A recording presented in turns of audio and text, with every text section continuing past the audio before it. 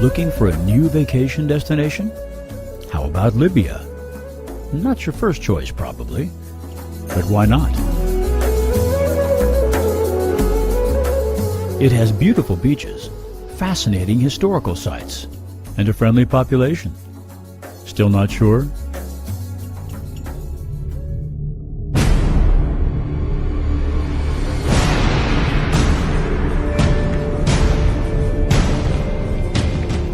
This Muslim nation became synonymous with terrorism as the dangerous and unpredictable Colonel Gaddafi defied the West for decades. Since early times, Libyans have suffered under the domination of a series of foreign powers. When Italy violently colonized Libya in the early 20th century, more than half of all Libyans were killed or forced to flee. This brutal occupation left a bitter attitude against anything Western and Christian. Libya declared independence in 1951, and what little Christian mission activity there was came to an end in 1969, when a military coup thrust Colonel Gaddafi into leadership of the nation. Within 2 years, thousands of expatriates were expelled, and the doors to Libya were firmly shut. Colonel Gaddafi's confrontational foreign policies and his sponsorship of terrorism increasingly led to Libya's isolation from the Western world.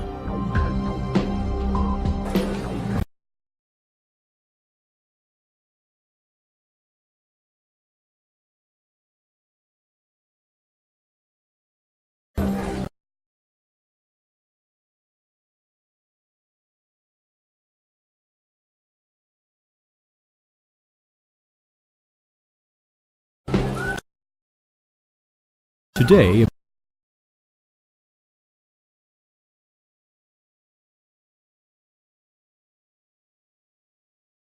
about half of the population is under the age of 15, and after decades of dictatorship, few Libyans remember any other form of government. Gaddafi's repressive and authoritarian regime has ground fear and suspicion into the fabric of everyday life.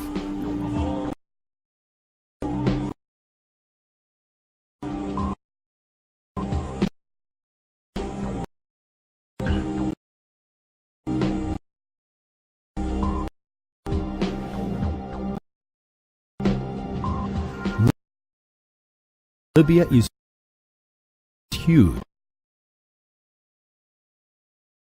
but the majority of it is desert. Most of its 6 million people live in the north along the Mediterranean, concentrated in the two largest cities, Tripoli and Benghazi. Like other North African countries, the people are ethnically a mix of Arabs and Berbers, but guest workers make up nearly a quarter of the population.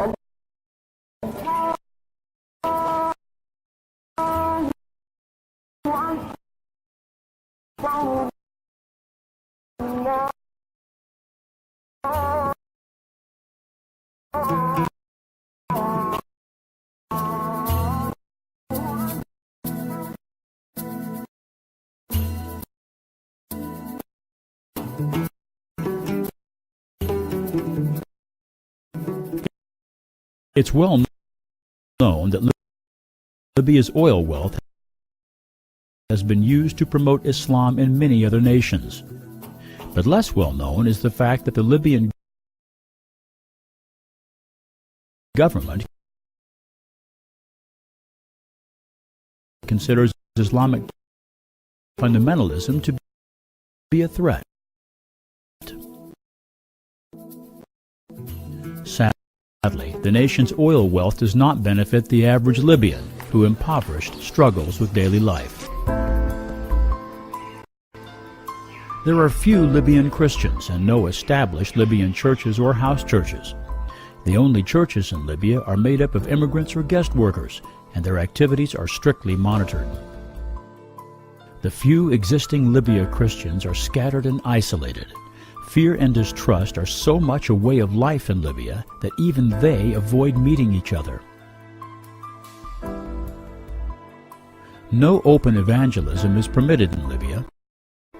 In recent decades, the most powerful gospel outreach has been through Christian radio and satellite television broadcasts. The need is great for more Arabic-speaking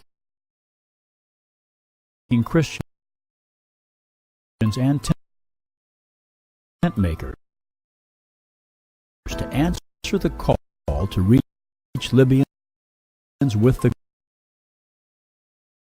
gospel.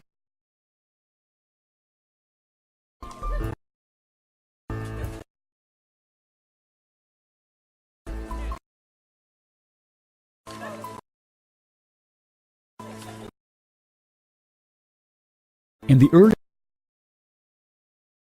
years of the 21st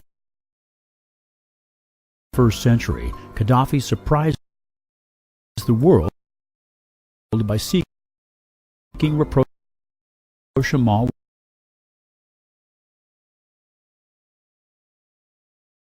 with the West.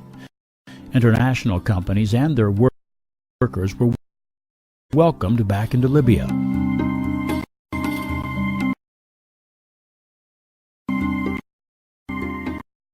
As the country opens its doors to the outside world, there's some evidence that Libyans are opening their minds and hearts to the gospel message.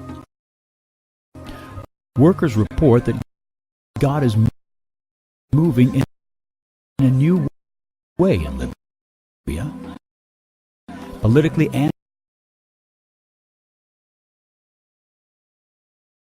economically. Everything is changing.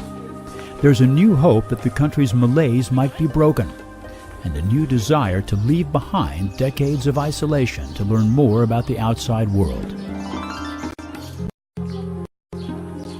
One of the most closed countries of the world looks set to transform economically and politically, but there is no guarantee this will bring about a spiritual breakthrough. Only through prayer will lives be changed and the church be established. We invite you to help change Libya for God and for good through prayer.